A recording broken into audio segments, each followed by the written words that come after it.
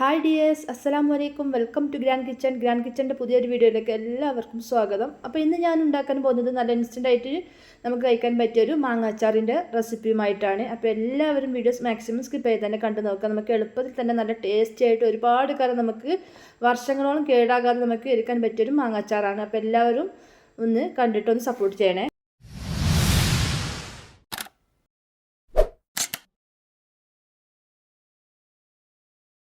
അച്ചാറിടുന്നതിന് വേണ്ടി ഞാനിവിടെ കുറച്ചധികം തന്നെ മാങ്ങ എടുത്തിട്ടുണ്ട്. അപ്പോൾ ഞാനധികം മൂക്കാത്ത ചെറിയ ടൈപ്പ് മാങ്ങയാണ് എടുത്തിട്ടുള്ളത്. ഇതുപോലെ ചെറുതായിട്ടൊന്ന് കട്ട് ചെയ്ത് വെച്ചിട്ടുണ്ട്, ഒരു പാത്രത്തിലേക്ക് ഇട്ട് കൊടുത്തിട്ടുണ്ട്. ഇനി ഇതിലേക്ക് ഞാൻ കുറച്ച് കല്ലുപ്പും കൂടി ചേർത്ത് ഒന്ന് മിക്സാക്കി വെക്കുന്നുണ്ട്. അപ്പോൾ ഞാനിത് തലേ ദിവസം തന്നെയാണ് കേട്ടോ തയ്യാറാക്കി വെക്കുന്നത്. ഒരു ദിവസം ഫുള്ളായിട്ട് നമുക്ക് ഇതുപോലെ വെക്കണം.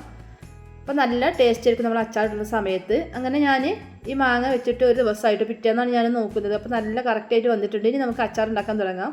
അതിനുവേണ്ടി ഞാനൊരു ഉരുളി വെച്ചിട്ടുണ്ട്. അതിലേക്ക് നല്ലെണ്ണയാണ് ഒഴിച്ച് കൊടുക്കുന്നത്. അപ്പോൾ ഞാൻ 1/2 ലിറ്ററിൻ്റെ ബോട്ടിലിൽ ഒരു പകുതി ഒഴിച്ച് കൊടുത്തിട്ടുണ്ട്.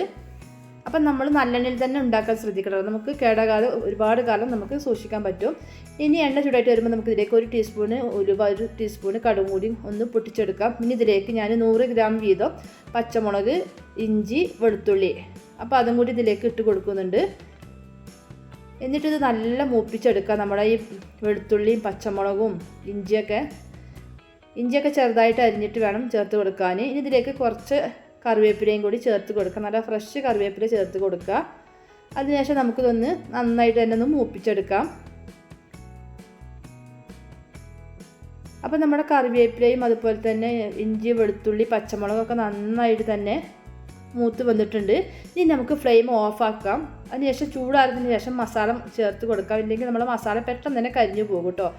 അപ്പോൾ ഇനി ഇതിലേക്ക് ഞാൻ 1/2 ടീസ്പൂൺ മഞ്ഞൾപ്പൊടി, അതുപോലെ തന്നെ 2 ടേബിൾ സ്പൂണ് അച്ചാർ പൊടി ചേർത്ത് കൊടുക്കാം. അതുപോലെ തന്നെ ഒരു 3-4 ടേബിൾ സ്പൂണ് കാശ്മീരി ചില്ലി പൗഡറും കൂടി ചേർത്ത് കൊടുക്കാം. ഇതിലേക്ക് 1/2 ടീസ്പൂണ് കായപ്പൊടിയും കൂടി ചേർത്തിട്ട് നന്നായിട്ട് തന്നെ ഒന്ന് മിക്സ് ചെയ്തെടുക്കാം. അപ്പോൾ അതൊരു 5 മിനിറ്റ് നേരം നമുക്കിതൊന്ന് മിക്സ് ചെയ്തെടുക്കാം. അതിൽ എണ്ണയൊക്കെ ഒന്ന് തെളിഞ്ഞ് വരുന്നത് വരെ നമുക്കിതൊന്ന് മിക്സ് ചെയ്തെടുക്കാം. അപ്പോൾ കാശ്മീരി ചില്ലി പൗഡർ ചേർക്കുന്ന സമയത്ത് നല്ല കളറായിരിക്കും നമ്മുടെ അച്ചാറിന്. നമ്മുടെ മസാലയിൽ നമ്മൾ ഈ മസാല ഇട്ടതിന് ശേഷമാണ് ഞാൻ ഫ്ലെയിം ഓണാക്കിയത്, പറയാൻ മറന്നതാണ്. എന്നിട്ട് കണ്ടി നമ്മുടെ എണ്ണയൊക്കെ നന്നായിട്ട് തന്നെ തെളിഞ്ഞ് വന്നിട്ടുണ്ട്. ഇനി നമ്മൾ നേരത്തെ റെഡിയാക്കി വെച്ചിട്ട് നമ്മുടെ മാങ്ങയും കൂടി ഇതിലേക്ക് ചേർത്ത് കൊടുക്കാം. അപ്പോൾ ഇതിലേക്ക് ഉപ്പ് ചേർക്കേണ്ട ആവശ്യമില്ല. നമ്മൾ ഉപ്പ് ഇട്ടുകൊണ്ട് വെച്ച മാങ്ങ ആയതുകൊണ്ട് തന്നെ കറക്റ്റായിട്ട് ഉപ്പ് തന്നെ ഉണ്ട്. എന്നിട്ട് നന്നായിട്ട് തന്നെ ഒന്ന് മിക്സ് ചെയ്തെടുക്കാം. നമ്മുടെ ഈ മാങ്ങയും മസാലയൊക്കെ നന്നായിട്ട് തന്നെ മിക്സ് ചെയ്തെടുക്കാം. അപ്പോൾ നിങ്ങൾക്ക് അച്ചാറും പൊടി ഇടാൻ താല്പര്യമില്ലെങ്കിൽ ഉലുവ, കടുകൊക്കെ ഒന്ന് വറുത്ത് പൊടിച്ചെടുത്താലും മതി. അതും കറക്റ്റ് നല്ല ടേസ്റ്റി ആയിരിക്കും. അപ്പോൾ ഞാനിത് എളുപ്പത്തിൽ ഉണ്ടാക്കാൻ വേണ്ടിയിട്ടാണ് ഇങ്ങനെ അച്ചാർ പൊടി ഡയറക്റ്റായിട്ട് ചേർത്ത് കൊടുത്തിട്ടുള്ളത്. അപ്പോൾ നമ്മുടെ മാങ്ങച്ചാർ ഇവിടെ റെഡി ആയിട്ടുണ്ട്. മിക്സ് ചെയ്തതിന് ശേഷം നമുക്ക് ഫ്ലെയിം ഓഫ് ആക്കി എടുക്കട്ടോ. ഒരുപാട് നേരം ഇട്ട് വെക്കേണ്ടെന്ന് ആവശ്യമില്ല. നമ്മൾ ഉപ്പിലിട്ട മാങ്ങ ആയതുകൊണ്ട് നല്ല പെട്ടെന്ന് തന്നെ നമ്മൾ മസാലയൊക്കെ പിടിച്ച് കിട്ടും. അങ്ങനെ നമ്മുടെ നല്ല ഇൻസ്റ്റൻ്റ് ആയിട്ട് കഴിക്കാൻ പറ്റിയ മാങ്ങച്ചാർ ഇവിടെ റെഡി ആയിട്ടുണ്ട്. അപ്പോൾ എല്ലാവർക്കും ഇതുപോലെ ചെയ്ത് നോക്കുക കേട്ടോ. നല്ല ഈസി ആയിട്ട് തന്നെ ഉണ്ടാക്കാം.